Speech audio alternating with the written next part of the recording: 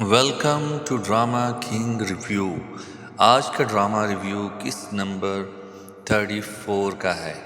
کیا کبھی ایسا لمحہ آیا ہے جب باپ کی لاش اور بیٹے کے ہاتھ میں بندوق ایک ہی فریم میں ہوں؟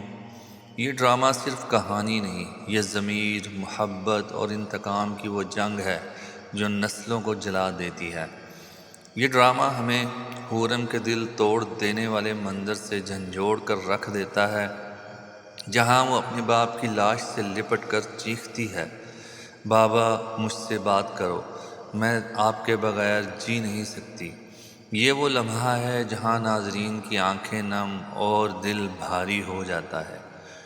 دوسری طرف شاذل کا کردار ایک ایسے بیٹے کا عکس ہے جو محبت اور سچ کے درمیان پس رہا ہے۔ جب اسے معلوم ہوتا ہے کہ اس کے باپ سلطان احمد خان نے شہاب الدین کو قتل کیا، تو یہاں سے کہانی ایک جذباتی دھماکے میں بدل جاتی ہے۔ تیمور سلطان احمد خان کو کہتا ہے کہ مجھے تو کبھی کبھی لگتا ہے کہ تم نے اس چھوٹی بچی کو بھی نہیں مارا ہوگا۔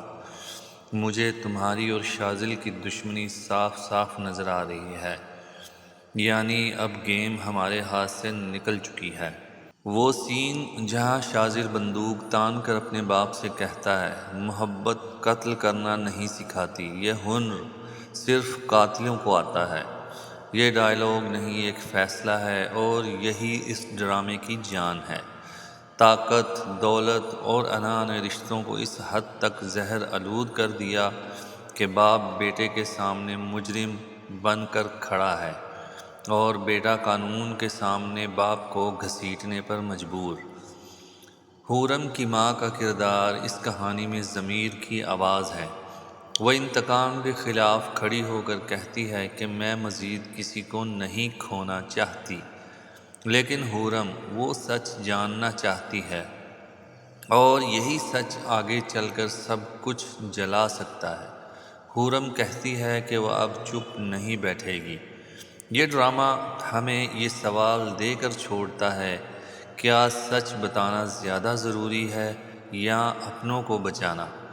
کیا محبت معاف کر سکتی ہے یا انجام صرف تباہی ہے؟ اگر آپ کو طاقتور اداکاری، زہریلے خاندانی راز اور ایسے مکالمے پسند ہیں جو دل چیر دیں، تو یہ ڈرامہ آپ کے لیے ہے۔ یقیناً آپ کو ہمارا یہ ریویو پسند آیا ہوگا، تو ابھی ویڈیو کو لائک کریں، اپنوں کے ساتھ شیئر کریں، اور ڈرامہ کنگ ریویو کو سبسکرائب کرنا مت بھولیے۔